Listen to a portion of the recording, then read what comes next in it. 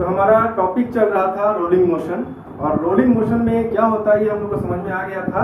That means rolling motion is the combination of two type of motion, translational motion यानी कि linear motion and rotational motion.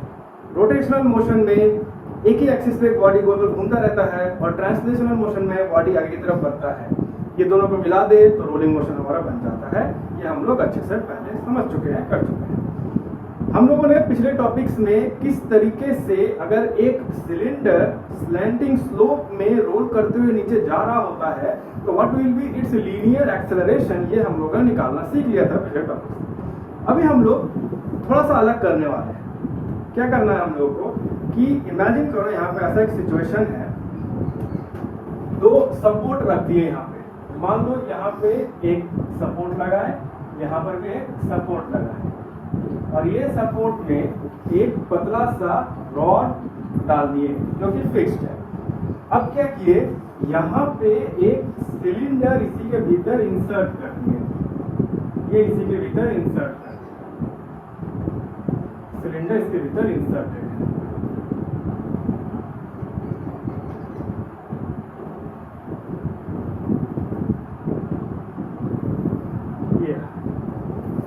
अब ये cylinder इसके भीतर ऐसे इंसर्टेड है कि ये फ्रीली रोटेट कर सकता है, घूम सकता है। ऐसे मार दिए जोर से, ये घूमना शुरू कर देगा, फिर थोड़ी देर बाद रुक जाएगा। अब क्या किए, धागा लिए, उस धागे को इसी में बांध दिए।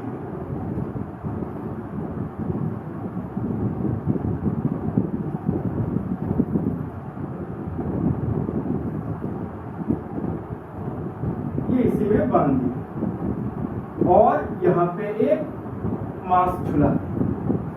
जब तक इसको पकड़ के रखें तब तो ठीक है, जब छोड़ देंगे तो धागा क्या करेगा, ये मास तो नीचे की तरफ जाएगा, और उसी के कारण ये सिलेंडर क्या होगा, रोल होना शुरू करेगा। तो हमको यहाँ पे क्या मिल रहा है, एक लीनियर मोशन के कारण एक रोटेशनल मोशन शुरू हो जा रहा है। तो हम लोग को बस अब यहीं पे फॉर्मूला निकालना है। किस चीज का फॉर्मूला निकालना है, हमको यहाँ पर ये खोजना है, याद रखना, हमको यहाँ पर ये कंपेयर भी करना है और ये खोजना भी है कि अगर जितना इसका मास है उतना ही मास का अगर एक ऑब्जेक्ट ले लें और ऐसे ही गिराना शुरू कर दें, इसको फ्री फॉल किए अगर इसको यहीं पे छोड़ दें, तो it will always fall under the motion of या under the effect of gravity. और इसका जो नीचे गिर रहा है एक्सेलरेशन ड्यू टू ग्रेविटी कितना होगा, जी। ये हम लोग पढ़ चुके हैं बहुत पहले ही। It will fall under the motion of gravity, free fall होगा, और acceleration due to gravity g होगा यहाँ पे। हम लोग यहाँ पे ये जानना है कि इस केस में भी जब इसको छोड़ देते हैं, तभी जब नीचे की तरफ जा रहा है, इन दैट केस जो इसका एक्सेलरेशन होगा नीचे की तरफ, will this acceleration of this stone या this mass falling downwards under the effect of gravity will be equal to g or less than g or greater than g। हमको ये जानना है क्या इसका एक्सेलरेशन इसी के g के बराबर होगा, ज्यादा होगा या कम होगा। सिंपल क्या किया, जितना इसका मास उतना इसका मास लेके फ्री फॉल करवाएं, और इस केस में फ्री फॉल नहीं करवा के इस तरह से वाउंड करवा के छोड़ दिए, नीचे गिरना है। तो हमको ये निकालना है, इसका एक्सेलरेशन भी निकालना है और ये भी कंपेयर करना है क्या इससे बड़ा है छोटा है ऐसे। तो चलो इसको शुरू करते हैं। ये जो सिचुएशन है ये तो हम लोग फ्रंट व्यू देख रहे हैं। साइड व्यू जब देखेंगे इसका तो ये कैसा दिखेगा, एक सर्कल, और इसी सर्कल पे वाउंड किया हुआ वायर है, और वो वायर को नीचे की तरफ ऐसे झुका हुआ है। यहाँ पे एक मास रहेगा जिसमें नीचे की तरफ इसका वेट दिखाया जाएगा mg, जिसके कारण इस स्ट्रिंग में टेंशन आ जाएगा T। And we know that this stone या this mass is falling downwards, therefore net acceleration of this entire system will be a which will be facing downwards। ये हो गया हम लोगों का पूरा फोर्सेस का क्लासिफिकेशन, अलग अलग फोर्सेस मार्क कर। तो हम लोगों को अब ये डायग्राम की जरूरत नहीं है,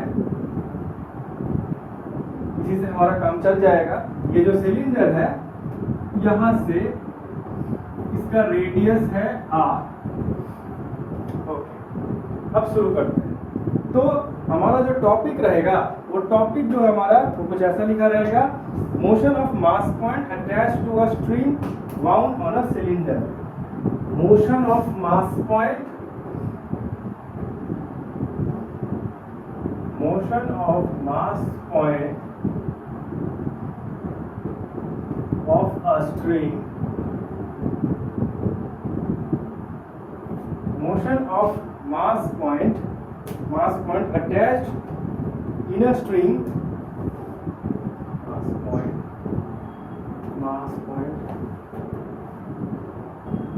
attached in a string which is wound on a cylinder, wound on a cylinder.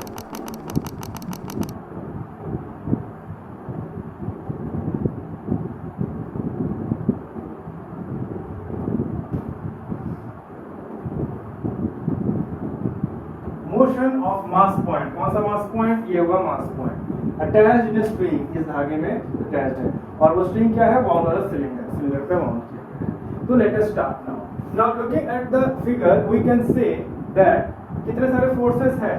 पहला तो फोर्स हो गया नीचे की तरफ, अगर एक्सेलरेशन से जा रहा है तो कौन सा बॉडी नीचे जा रहा है? ये बॉडी जा रहा है। तो मास अगर मल्टीप्लाई कर देंगे तो हम लोग यहाँ पे लिख सकते हैं कि the net force is mf which is downwards है, इसलिए तो नीचे की तरफ गिर रहा है, तो नेट फोर्स उधर होगा, वो रह गया। और हम लोग एक चीज क्या दिख रहा है कि इसमें और कौन सा फोर्स है? नीचे की तरफ इसका वजन है mg और ऊपर की तरफ है टेंशन। तो हम लोग क्या देख सकते हैं हम लोग कि ये दो फोर्सेस है, दोनों में खींचातानी हो रही है, ये नीचे की तरफ टान रहा है, ये ऊपर की तरफ टान रहा है। फाइनली जीत कौन रहा है? ये वाला जीता है क्योंकि ये नीचे जा रहा है। अगर ये जीतता तो ये ऊपर चला जाता, ये नीचे जा रहा है, नीचे जा रहा है। तो हम लोग यहाँ पे लिख सकते हैं कि नहीं कि mg minus T is equal to ma, यानी नीचे का फोर्स इक्वल, नीचे वाला फोर्स माइनस ऊपर वाला force will give us the net force. यानी एक अगर पत्थर ले लेते हैं हम लोग, या एक ऑब्जेक्ट है, इसको अगर हम इधर टान रहे हैं, इधर ठेल रहे हैं, यानी इधर फोर्स F1 है, इधर फोर्स F2 है, और ये फाइनली मूव कर रहा है इधर विद फोर्स F। तो हम यहाँ पे क्या कह सकते हैं कि ये फोर्स ज्यादा होगा, F1 minus F2 will give us this F, क्योंकि इधर भी इसको ठेल रहा है कोई, इधर भी कोई इसको ठेल रहा है, फाइनली ये मूव इधर कर रहा है विद फोर्स F। तो दोनों में ही माइनस करेंगे तो नेट जो फोर्स निकलेगा उसी F से ही इधर मूव कर रहा है। ये हमारा कॉमन लॉजिक है, डे टू डे लाइफ में हम लोग ये दिखता है। सो यहाँ पे भी हम लोग वही लिख सकते हैं, नीचे की तरफ भी एक फोर्स है, ऊपर की तरफ भी एक फोर्स है, दोनों को अगर माइनस किए mg माइनस टी किए हम लोग, तो हमको जो फोर्स मिल रहा है ma इसी फोर्स के साथ तो नीचे की तरफ जा रहा है। नाउ यहाँ पे हम लोग क्या करना है? टी का वैल्यू निकालना है, टेंशन। टी का वैल्यू निकालेंगे, इसको पुट करेंगे और आगे की तरफ देखते हैं क्या होता है। तो टी का वैल्यू कैसे निकालेंगे? देखो हम लोग को मालूम है torque. Now what is torque? Torque को सिंपली तरीके से हम लोग पहले कवर कर चुके हैं। क्या एक्सप्लेनेशन? टॉर्क का जो फॉर्मूला होता है, दो फॉर्मूला है। टॉर्क का सबसे पहला फॉर्मूला है tau is equal to I alpha, और ये कहां से आया? तुम लोग को हम एक ही बात बताते हैं, अगर कंफ्यूजन हो तो उसका लीनियर वर्जन में चले जाओ। Force equal to mass into acceleration हम लोग अभी भी यहाँ पे बोलते हैं, force equal to mass into acceleration. Force का एंगुलर वर्जन को कहते हैं टॉर्क, मास के एंगुलर वर्जन को कहते हैं मोमेंट ऑफ इनर्शिया आई, और लीनियर एक्सेलरेशन को, लीनियर एक्सेलरेशन का एंगुलर वर्जन यानी एंगुलर एक्सेलरेशन कहते हैं अल्फा। तो force equal to mass into acceleration को ही हम लोग एंगुलर वर्जन में कन्वर्ट कर दिए, tau is equal to I alpha.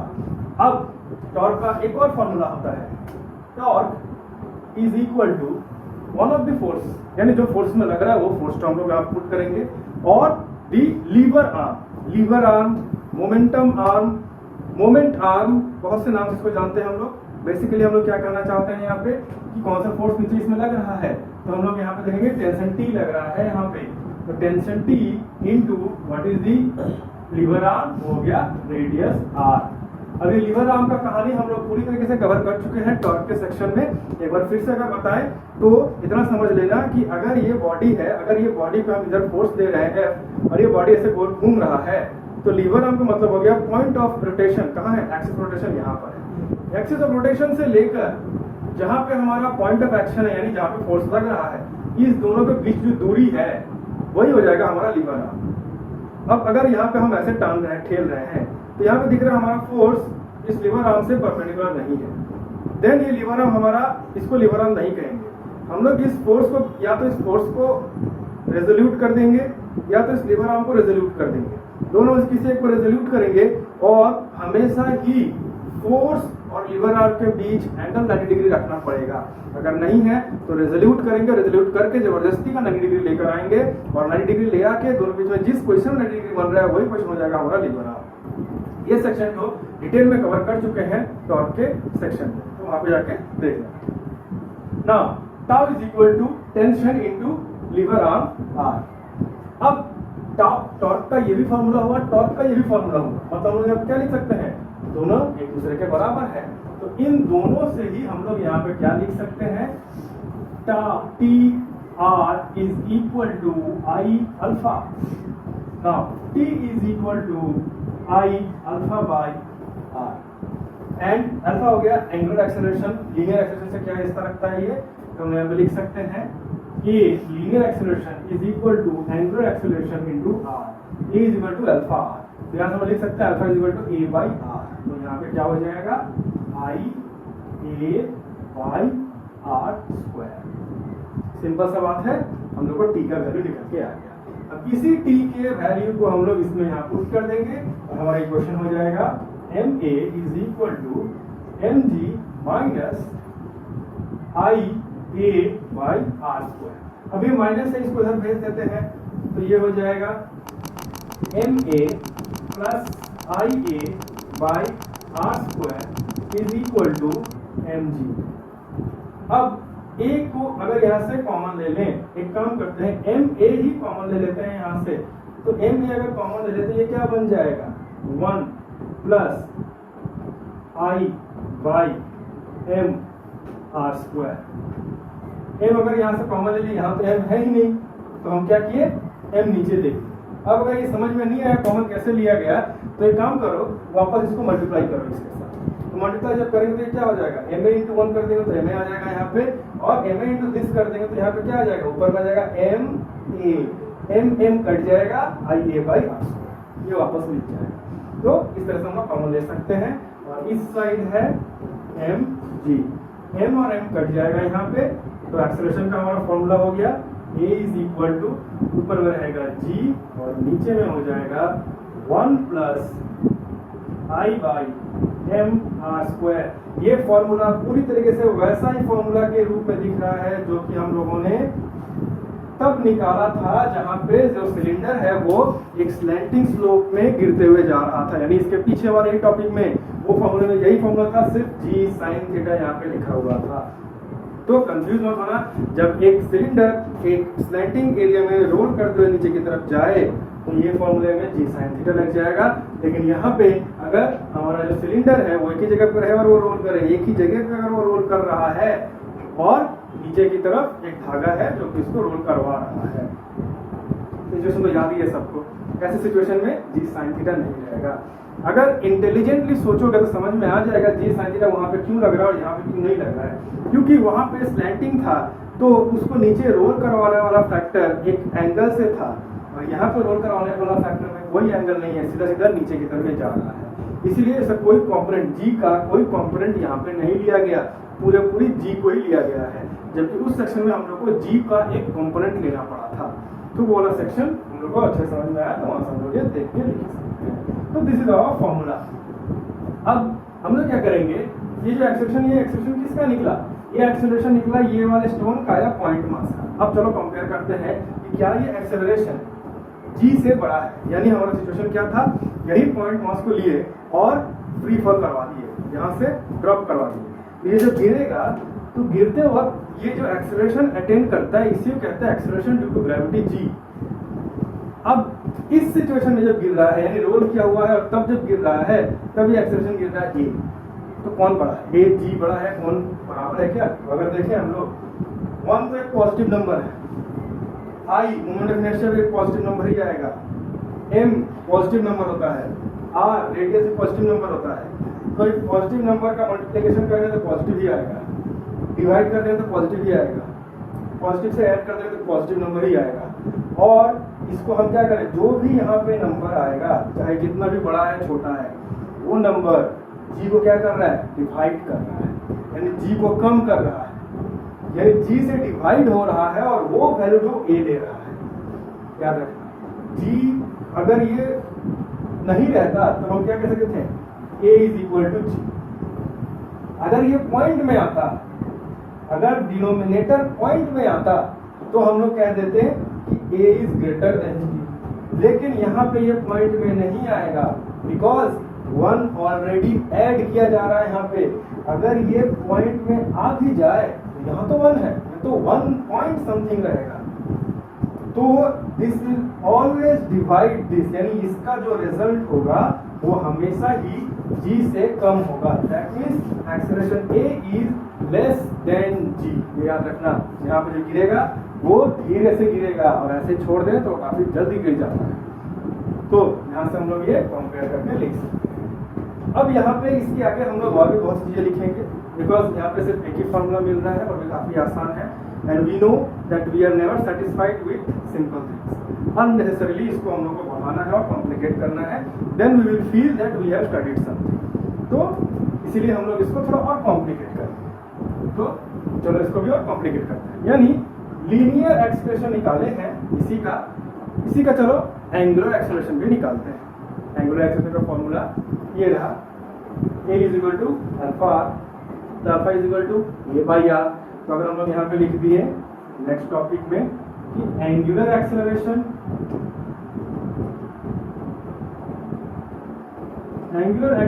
Of the point मास,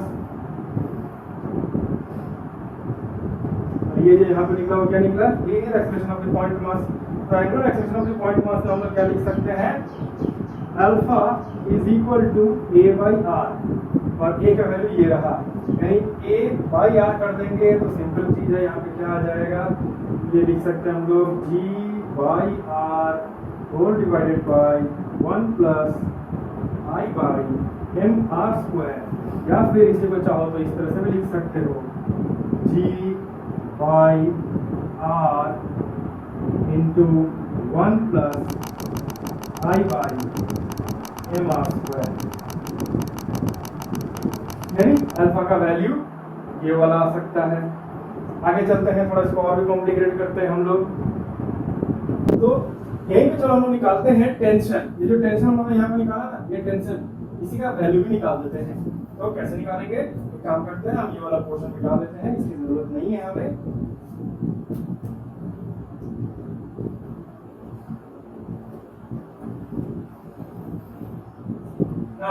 यहाँ पे हम लोग को मिल रहा है एक फॉर्मूला टेंशन का, T is equal to I A by R square. तो यहाँ से हम लोग शुरू करेंगे, यानी हमारा जो नेक्स्ट टॉपिक हो जाएगा टेंशन, इसी में ही जो टेंशन है, टेंशन ऑन द स्ट्रिंग, ये expression for tension on the string.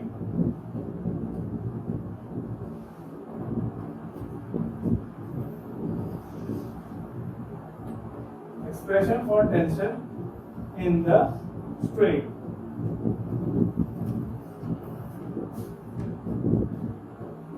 ये क्या होगा, tension T is equal to IA by R square. Now A उसी के भरे तो फिर हम लोगों ने निकाला था, चलो और पुट कर देते हैं, T is equal to I by R into G by 1 plus I by M R square.